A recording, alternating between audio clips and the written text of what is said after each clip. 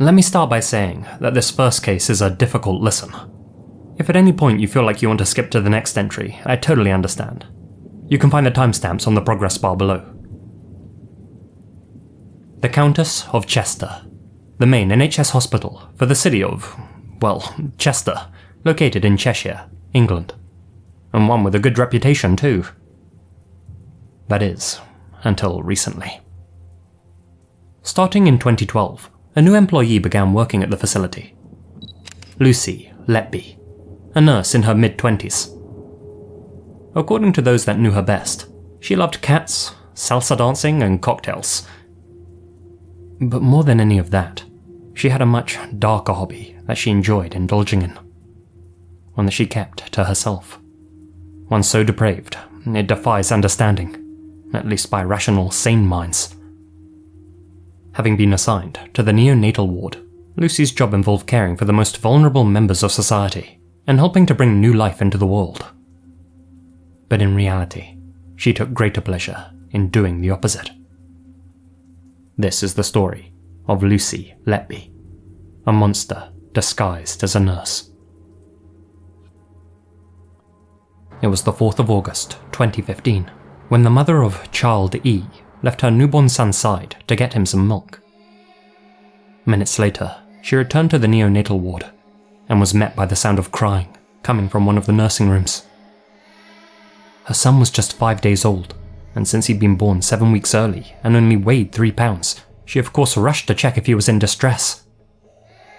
To this mother's horror, she entered her son's room and realized that not only was he the baby that was crying, but also that he had blood around his mouth. Beside him was nurse Lucy Letby, who, in said mother's words, was pretending to look busy, fiddling about, but not actually helping. Doctors soon arrived and did their best to save the young patient, but alas, they were unable to do so. His COD was determined to be a bowel condition. Since the incident wasn't considered suspicious, no post-mortem was conducted. Despite taking care of some of the county's most unwell babies, the Countess of Cheshire's neonatal unit saw only 2 to 3 deaths each year. However, Child E's death had been the 4th to occur in 2015 alone, and by that point, it was only August. They had almost lost another young patient in June too, Child B, who needed to be resuscitated after suddenly becoming very unwell.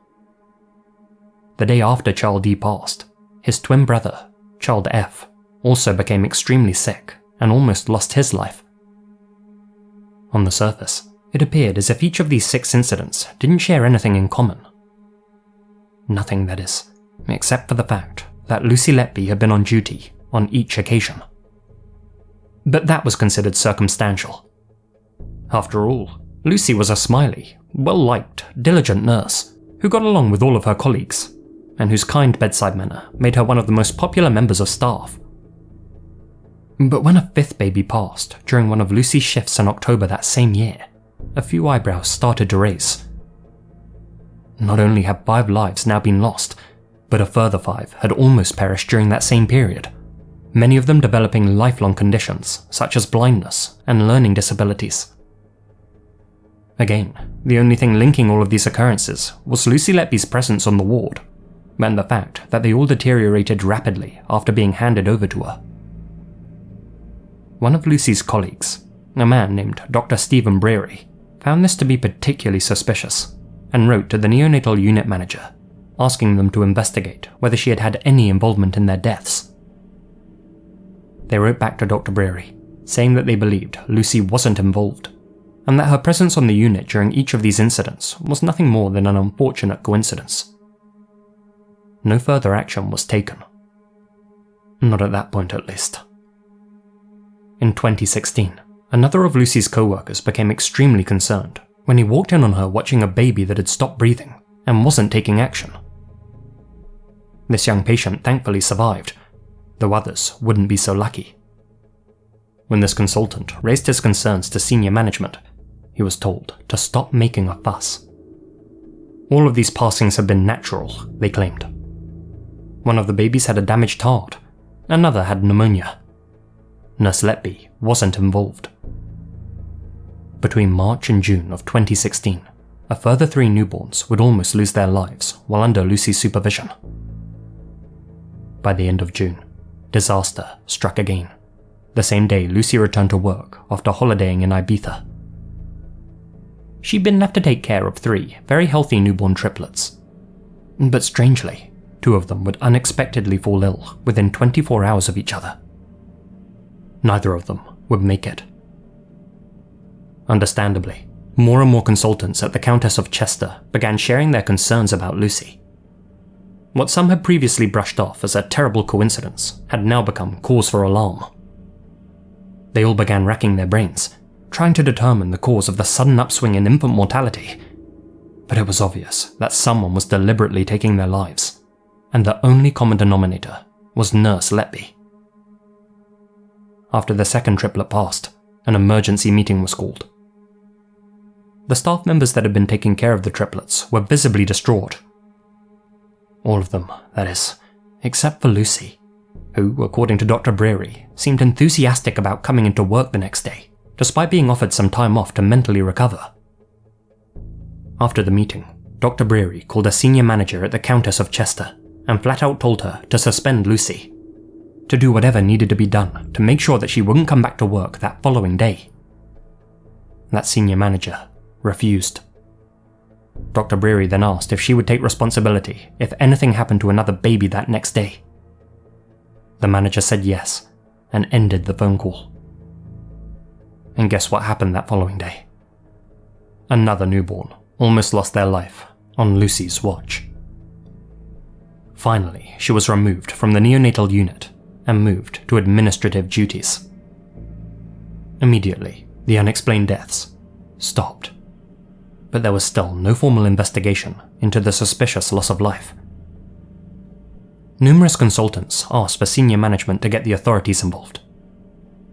Management replied via email, saying, quote, "Action is being taken.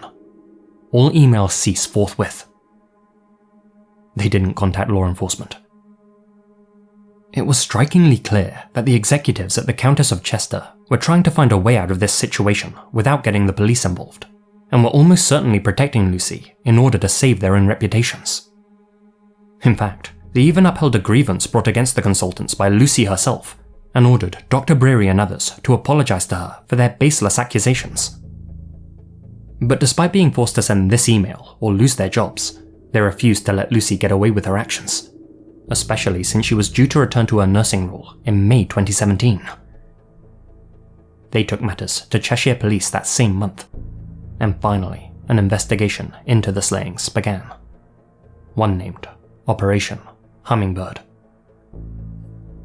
Following the year-long investigation, some chilling lab results came to light. At least 2 of the victims had high levels of insulin and low levels of C-peptide, indicating that their bodies hadn't produced the insulin naturally, and that someone had administered a lethal dose of the substance into them. According to professionals, this couldn't have happened accidentally. In most of the other cases, the newborns had been injected with air.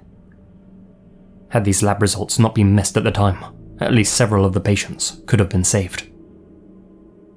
As the investigation continued, detectives came to the same conclusion as the consultants: that Lucy Letby was a serial slayer.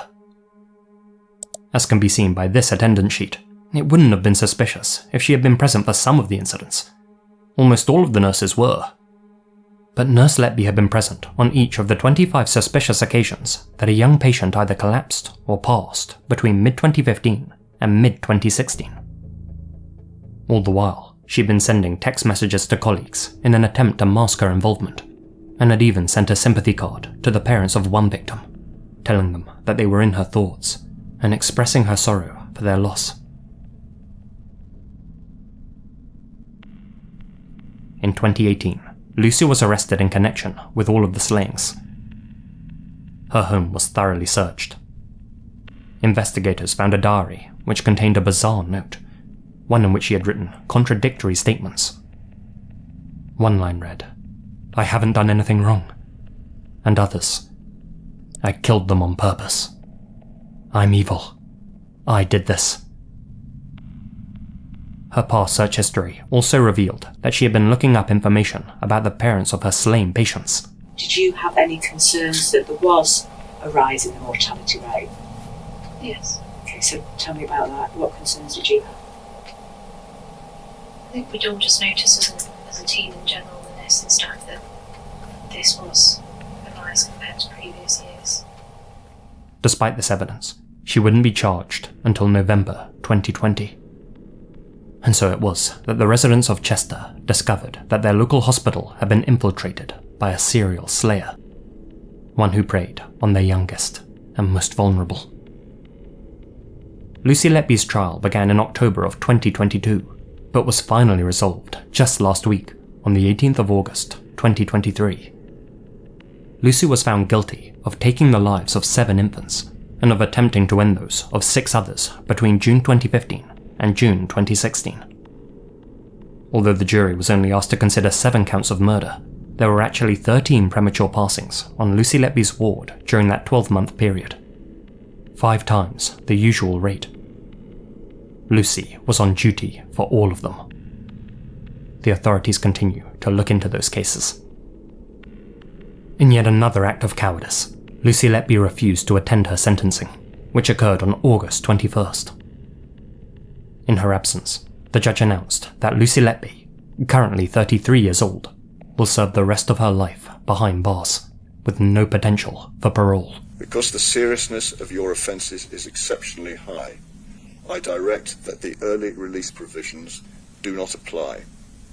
The order of the court, therefore, is a whole life order on each and every offence, and you will spend the rest of your life in prison. During the entire trial, the senior management at the Countess of Chester were heavily criticised for failing to act on the consultant's concerns. Plenty of lives could have been saved had only Dr. Breary and others been taken seriously. In fact, had these consultants not persisted, then this whole case would have likely been swept under the rug, and Lucy Letby's despicable actions would have gone unreported and unpunished. The Countess of Chester is now under new management. Unfortunately, this is far from the first case of its kind. Harold Shipman, Niels Hogel, Elizabeth Wetlaufer. Many medical practitioners have covertly taken lives at their own discretion, with most cherishing the power that their position gave them. Namely, the power to choose who lives and who dies. It remains to be seen whether that sense of power is what drove Lucy too. In all likelihood, we'll probably never know why she committed her heinous acts. But unlike most of her twisted predecessors, Lucy didn't fit the typical profile of a medical killer. She was social, well-liked, and otherwise well-adjusted. She didn't act, or indeed look, like the type of person who would commit such despicable horrors. But the femme friend, good daughter, and kind colleague that others saw her as were just facades. Faces that she wore to fool even those who knew her best. Because beneath that veneer of normality, she knew who she really was. A wolf in sheep's clothing. A cold-hearted monster. And one that could have and should have been stopped sooner.